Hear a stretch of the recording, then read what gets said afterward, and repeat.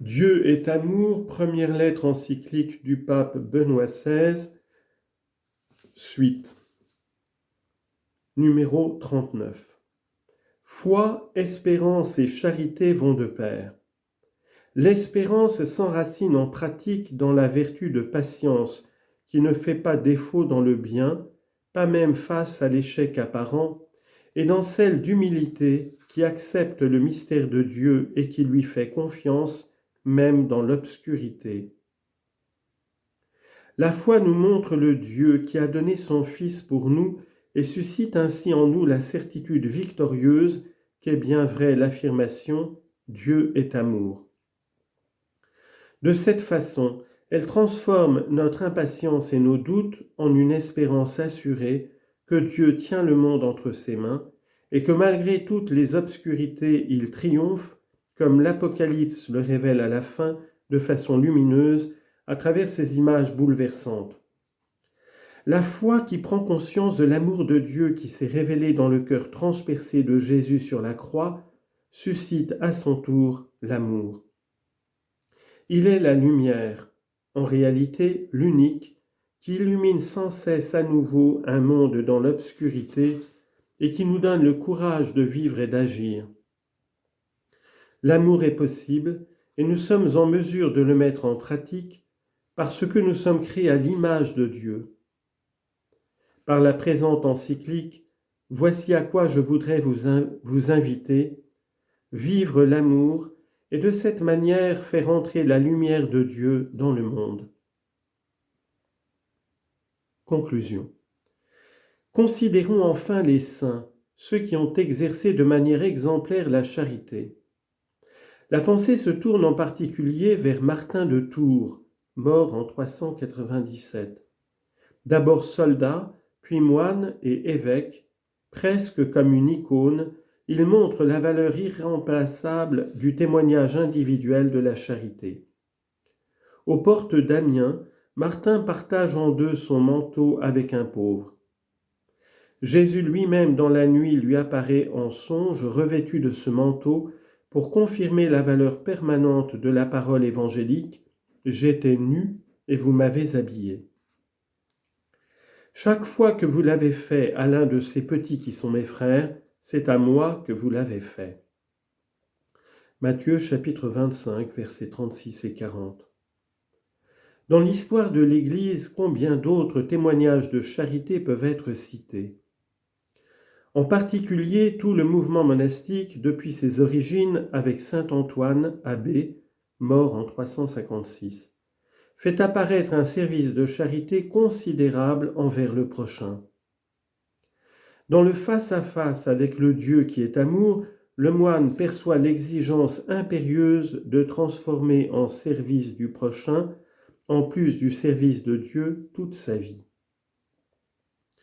On peut expliquer ainsi les grandes structures d'accueil, d'assistance et de soins nées à côté des monastères. Cela explique aussi les initiatives de promotion humaine et de formation chrétienne considérables destinées avant tout aux plus pauvres, tout d'abord pris en charge par les ordres monastiques et mendiants, puis par les différents instituts religieux masculins et féminins tout au long de l'histoire de l'Église. Des figures de saints comme François d'Assise, Ignace de Loyola, Jean de Dieu, Camille de Lélis, Vincent de Paul, Louise de Marillac, Joseph Cotolengo, Jean Bosco, Louis Orione, Teresa de Calcutta, pour ne prendre que quelques noms, demeurent des modèles insignes de charité sociale pour tous les hommes de bonne volonté. Les saints sont les vrais porteurs de lumière dans l'histoire, parce qu'ils sont des hommes et des femmes de foi, d'espérance et d'amour. Parmi les saints, il y a par excellence Marie, mère du Seigneur et miroir de toute sainteté. Dans l'évangile de Luc, nous la trouvons engagée dans un service de charité envers sa cousine Élisabeth, auprès de laquelle elle demeure environ 3 mois. Luc 1, 56.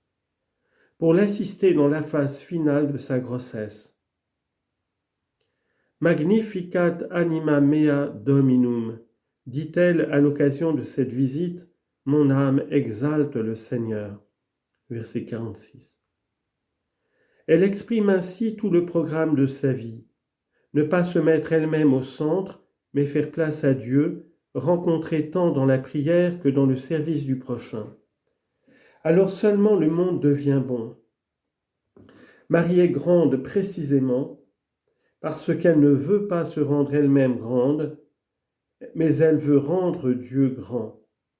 Elle est humble, elle ne veut être rien d'autre que la servante du Seigneur. Luc chapitre 1, versets 38 et 48. Elle sait qu'elle contribue au salut du monde, non pas en accomplissant son œuvre, mais seulement en se mettant pleinement à la disposition des initiatives de Dieu. Elle est une femme d'espérance, uniquement parce qu'elle croit aux promesses de Dieu et qu'elle attend le salut d'Israël. L'ange peut ainsi venir chez elle et l'appeler au service décisif de ses promesses. C'est une femme de foi. Heureuse celle qui a cru, lui dit Élisabeth. Verset 45. Le Magnificat, portrait pour ainsi dire de son âme, est entièrement brodé de fils de l'Écriture sainte, de fils tirés de la parole de Dieu. On voit ainsi apparaître que dans la parole de Dieu, Marie est vraiment chez elle, elle en sort et elle y rentre avec un grand naturel. Elle parle et pense au moyen de la parole de Dieu. La parole de Dieu devient sa parole, et sa parole naît de la parole de Dieu. De plus, se manifeste ainsi que ses pensées sont au diapason des pensées de Dieu, que sa volonté consiste à vouloir avec Dieu. Étant profondément pénétrée par la parole de Dieu, elle peut devenir la mère de la parole incarnée. Enfin, Marie est une femme qui aime. Comment pourrait-il en être autrement? Comme croyante, qui, dans la foi, pense avec les pensées de Dieu et veut avec la volonté de Dieu, elle ne peut qu'être une femme qui aime. Nous le percevons à travers ces gestes silencieux auxquels se réfèrent les récits des évangiles de l'enfance. Nous le voyons à travers la délicatesse avec laquelle, à Cana, elle perçoit les besoins dans lesquels sont pris les époux et elle les présente à Jésus. Nous le voyons dans l'humilité avec laquelle elle accepte d'être délaissée durant la période de la vie publique de Jésus, sachant que son fils doit fonder une nouvelle famille et que l'heure de sa mère arrivera seulement au moment de la croix, qui sera l'heure véritable de Jésus. Jean chapitre 2 verset 4 et chapitre 13 verset 1. Alors quand les disciples auront fui, elle demeurera sous la croix. Jean chapitre 19 versets 25 à 27. Plus tard, à l'heure de la Pentecôte, ce seront les disciples qui se rassembleront autour d'elle dans l'attente de l'Esprit Saint. Actes chapitre 1 verset 14. La vie des saints ne comporte pas seulement leur biographie terrestre, mais aussi leur vie et leur agir en Dieu après leur mort. Chez les saints, il devient évident que celui qui va vers Dieu ne s'éloigne pas des hommes, mais qu'il se rend au contraire vraiment proche d'eux. Nous ne le voyons mieux en personne d'autre qu'en Marie. La parole du crucifié aux disciples, à Jean et à travers lui à tous les disciples de Jésus, « Voici ta mère », Jean chapitre 19 verset 27, devient au fil des générations toujours nouvellement vraie. De fait, Marie est devenue mère de tous les croyants.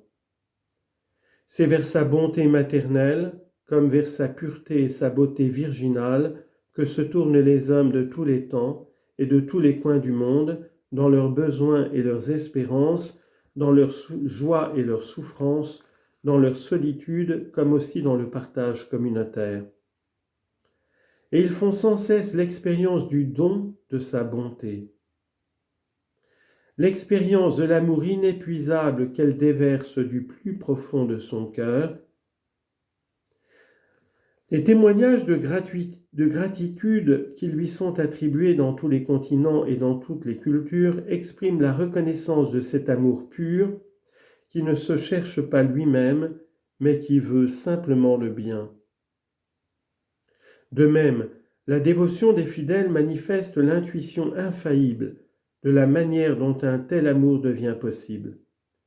Il le devient grâce à la plus intime union avec Dieu, en vertu de laquelle elle s'est totalement laissée envahir par lui, condition qui permet à celui qui a bu à la source de l'amour de Dieu de devenir lui-même une source d'où jailliront des fleuves d'eau vive. Jean chapitre 7, verset 38. Marie, la Vierge, la Mère, nous montre ce qu'est l'amour et d'où il tire son origine, sa force toujours renouvelée. C'est à elle que nous confions l'Église, sa mission au service de l'amour. Sainte Marie, Mère de Dieu, tu as donné au monde la vraie lumière, Jésus ton Fils, Fils de Dieu. Tu t'es abandonné complètement à l'appel de Dieu, et tu es devenu ainsi la source de la bonté qui jaillit de lui. Montre-nous Jésus, guide-nous vers lui, enseigne-nous à le connaître et à l'aimer, afin que nous puissions nous aussi devenir capables d'un amour vrai et être source d'eau vive au milieu d'un monde assoiffé. Donné à Rome près de Saint-Pierre le 25 décembre 2005, solennité de la Nativité du Seigneur, en la première année de mon pontificat, Benoît XVI.